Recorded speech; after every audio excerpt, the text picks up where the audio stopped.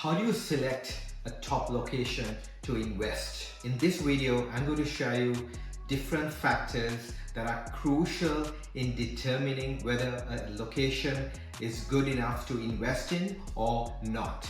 Now, this is the exact process that I use to discover locations for my clients. So make sure that you watch till the end of the video because I'm uncovering different steps, and if you can understand these steps, you can apply it in your investment property search and be able to find a good investment property in a good location. My name is Jathu.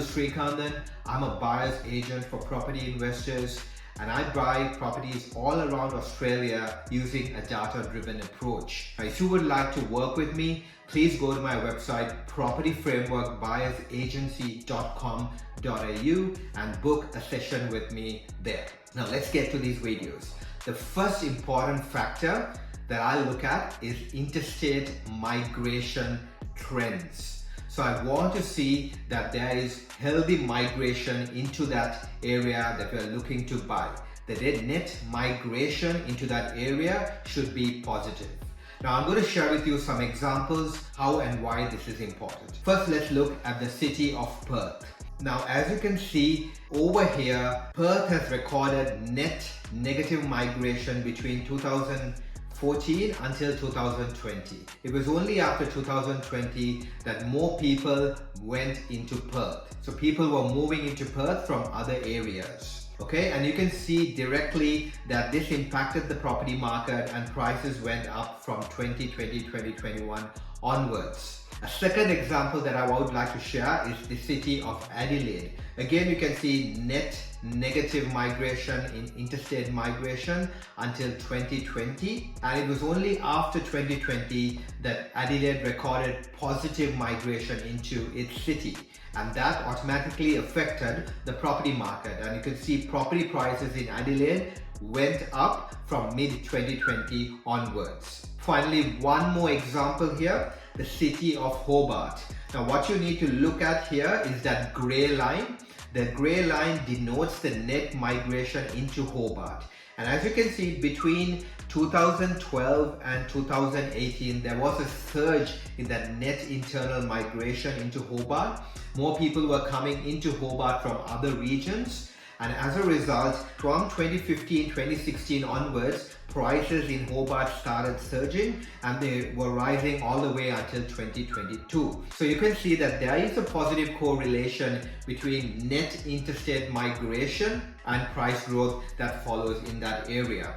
Now, there is a report that you can use to track net internal migration. The CBA, Commonwealth Bank, and the Regional Institute of Australia have partnered together to create a regional movers index report, and that's released on a quarterly basis. And in this report, you can see which areas are having the most net incoming migration. So that's a useful report to track, and I keep on regularly monitoring that report to see which areas are suddenly starting to get a surge in migration. So that will be very useful to you. Now, the next most important thing to look at are infrastructure projects. Infrastructure projects are important because they directly affect the local economy of that area. It's these projects that drive migration from other areas into the area we are interested in. So I'm going to share with you two examples of how infrastructure projects transform the local economy and eventually causes price surges in the property market. The first one is the city of Adelaide. Now, Adelaide was always known to be a slow and sleepy city, but not anymore. This has been changing over the last few years, and the South Australian government has been spending heavily on making Adelaide an innovation and technology focused city. To give you some examples, we have the Lot 14 precinct, which is a $750 million investment. It's an innovation focused precinct. And then we have several multinational organizations such as Accenture, Salesforce, Deloitte, Amazon Web Services setting up their bases in Adelaide. And finally, we have the Tonsley Park development, where the focus is on high value manufacturing. So you can see several infrastructure projects which are directly focused on innovation and technology, which is gradually transforming that Adelaide economy. The graduates from Adelaide are no longer looking at areas of Sydney and Melbourne. They have a lot of jobs within Adelaide itself, and they don't have to move out to take up these high paying or better quality jobs. So let's see what happened to the Adelaide's unemployment rate after these changes happened. So you can see the unemployment was sitting around 7% around the 2016-2017 mark, and then as we move towards 2020, you see that sharp dip in that unemployment rate, which is mainly because of those jobs created by the change in the economy. And of course, as you saw from the previous chart, Adelaide's property prices started surging from 2021 onwards. So this happened because of the change in the economy, which eventually led to more interstate migration, more people coming from outside, and that caused the property prices to surge. Let's look at one more example, and that is the city of Townsville. Now, in 2017, the Townsville Council and the state government had made a Townsville City deal. Now, this is a massive $1 billion investment project where Townsville is set to be entirely transformed. It's set to become the capital of Northern Queensland. There is focus for Townsville to become an innovative and connective city. The Townsville port is set to expand and become bigger. The defense hub is set to expand and become bigger. There's big spending on the defense in Townsville.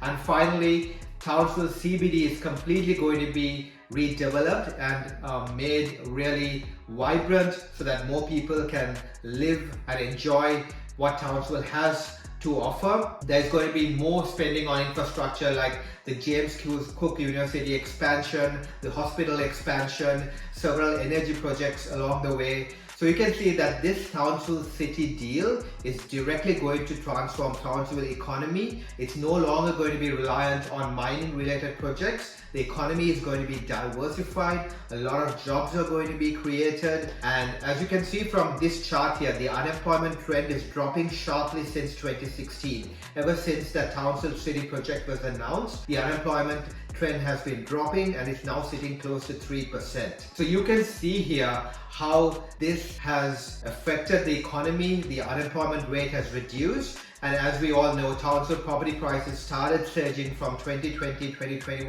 onwards, and that was as a result of these things happening there. Now let's go to the third important factor that we need to consider, and that is the dwelling approvals. So what are dwelling approvals? So dwelling approvals indicate the pipeline of new houses that are set to come into an area. Now I'm going to share with you an example here for the city of Rockhampton. Now this is the dwelling approval trend for the city of Rockhampton from 2001 onwards. So as we know, Rockhampton prices surged between 2002 and 2008. And you can see as those prices surged, more developers started coming into the market and dwelling approvals started increasing during that same time frame. Okay, and at 2008 the dwelling approvals were so high that so many properties were being built in Rockhampton. What this meant was that there was an oversupply of properties in Rockhampton, and it took some time for all that supply to be soaked up. And that resulted in a market stagnation over the next few years. As you can see, between 2008 till 2020, there was no price growth in Rockhampton because of this oversupply of stock. Now the Rockhampton market has recovered and it has started a new growth cycle.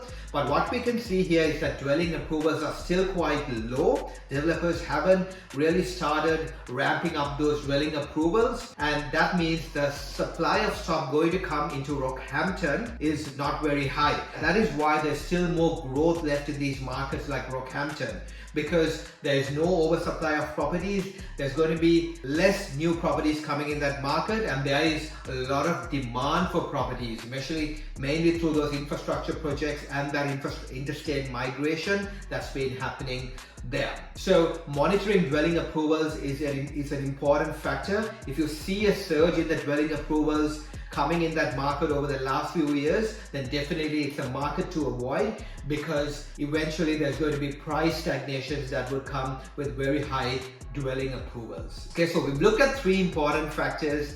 The last factor that we need to consider is market pressure. Now, a lot of people look at the first three factors, but they ignore the last one, which is market pressure.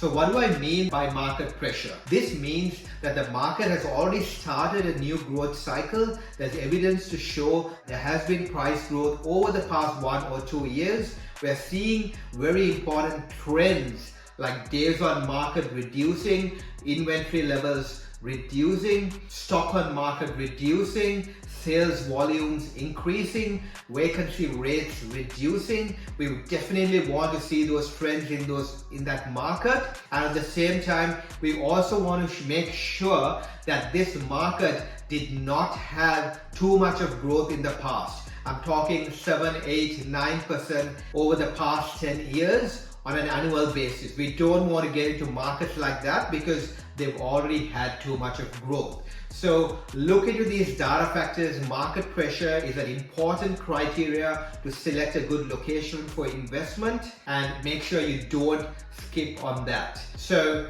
that's it from me, guys, on this video. I've covered some important factors that you need to look at to select top quality investment locations. I hope you found these tips useful. If you liked this video, please like and subscribe to my channel, and I will meet you in my next video.